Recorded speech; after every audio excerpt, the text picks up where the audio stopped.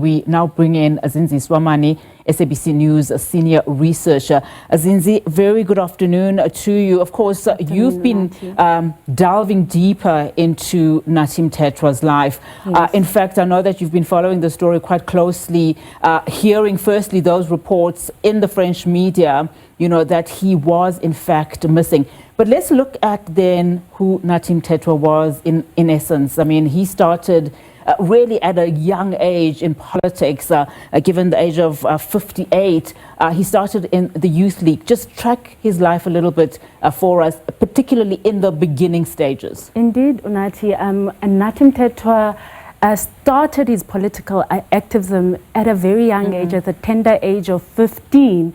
He was later recruited into the underground ANC, where he joined Operation Vula. He was then arrested during the state of emergency in 1989.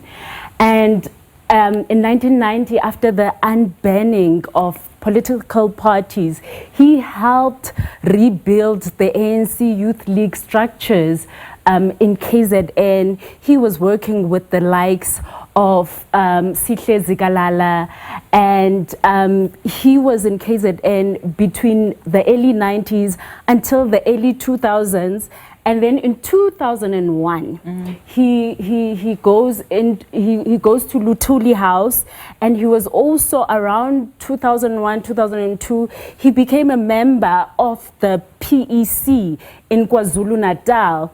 And then shortly after that, he became a member of parliament. He joined the National Assembly, and he even became a portfolio chair in one of the portfolios in parliament. But, you know, his prominence became around 2005, when, as you were having that conversation with Mzwai touched on that matter, that he was one of the first people who spoke for former President Jacob Zuma when he got suspended as deputy president. So he generally became known as one of Zuma's allies, and he grew into prominence, and then he was eventually elected into the NEC, which is the national structure of the ANC. And I mean, this is a very important timeline, this one that we're touching on now, especially since 2005, as you're saying, but continue then to that pivotal moment for him in 2007. Indeed, and if you remember, in 2007, that was the time former President Jacob Zuma became president, and then the following year there was the recalling of former President Thabo Mbeki. Shortly after that, President Kgalema Motlanthe became the interim president, and then that's when he got into government. He was appointed then as the Minister of Safety and Security. The following year, when President Zuma was elected in, he then continued in this role, but it was renamed as the Ministry of Police. And in this ministry, Nathi, he played a very significant role during the World Cup. You know, we saw a smooth sailing World Cup. We saw police presence everywhere. He was part of that team that made it possible. But his ministry, as he was Minister of Police, it was marred by Marikana. That became the main thing that a lot of people spoke about when they think about his time as police minister, because he was then accused of lack of accountability and oversight when 34 miners were gunned down by policemen. Another thing that you and Mzwai had touched on is the Mdluli matter, which was touched on in the Madlanga Commission. And there was also the Nkandla Gate issue. The police ministry was also involved in that. And I just want to go back to what you're saying in terms of the Madlanga Commission. I mean, one of the things that Mzwai and I were talking about was, especially in a sudden death like this, and also when you look at the circumstances and the timing, it's important that we look at the man in his totality, especially when we start looking at the legacy. And I mean, one of the things that Lieutenant General Nhlanhla Mkhwanazi said when he touched on and when he mentioned Nathi, the ambassador, was that, you know, in all of the time when he's looking at political interference, that for him was the worst. And I would imagine that further details will emanate then following his statements. Indeed, Unathi. As I said, that his term as police minister left a stain in him of some sort. And, you know, after 2014, when during President Jacob Zuma's second term, he was then appointed to be the Minister of Arts and Culture, which he held onto this position for the longest time. And when he came in, many who know him say he was a historian. He came with that thing of preserving heritage. He was very passionate about preservation of heritage. He was part of renaming of towns, the Makandas of this world, the airports, and all of that.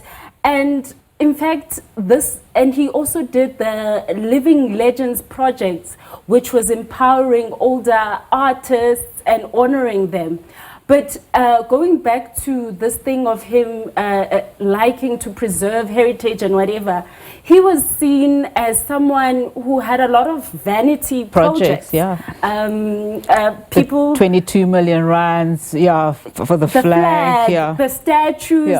The people began to be very unhappy, saying he was more of a symbols man instead of actions. The arts fraternity was complaining, and they even called him the condolences minister, because you know, he would be the first when an artist and whatever has passed away, you will hear it from him. He was the first to relay the message to South Africans that a certain artist and whatever. So he was part of that ministry even when it got reconfigured.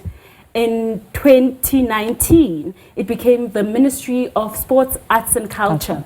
And it was also during this time when there were COVID funds that were given, and some artists were complaining that the money was mishandled, some didn't get. And it was more than complaining. I mean, a lot of the artists that we saw during that time, a lot of them lost livelihoods. And so those funds became instrumental to them. And we know, of course, that some died, which is why he was heavily criticized for that. And it is a pity, as Mzwai said, that given the fact that we are living during the Madlanga Commission era, there's also the ad hoc committee. He's not here to speak about a number of those questions that had tainted his legacy. Indeed. And it was around this time he also lost his seat in the NEC at the 2022 in Nasrec. Then shortly after, in 2023 in March, he was removed as the Minister of Sports, Arts and Culture and replaced by Minister Zinziswa Mani. And soon afterwards, he resigned from Parliament. And a few months after, we started hearing whispers that he might get an ambassadorship and whatever. Then we heard in France, we saw him at the World Cup. In fact, there are visuals there where he meets the president. I think it's one of them there. I see him with on screen. So yes, and then in December 2023, he was officially appointed as the South African ambassador to France, and until his untimely death. Yes. Zinziswa, thank you so much for that. And I mean, of course, in the statement by the presidency, President Cyril Ramaphosa actually speaking about how pivotal a role it was for him to be in France and to, of course, just advance on South Africa's bilateral relations with France. But thank you so much, Zinzi, for that. That was Zinziswa Mani, SABC News Senior Researcher, as we continue to give you analysis as well as get reaction following the death of South Africa's ambassador to France, Nathi Mthethwa.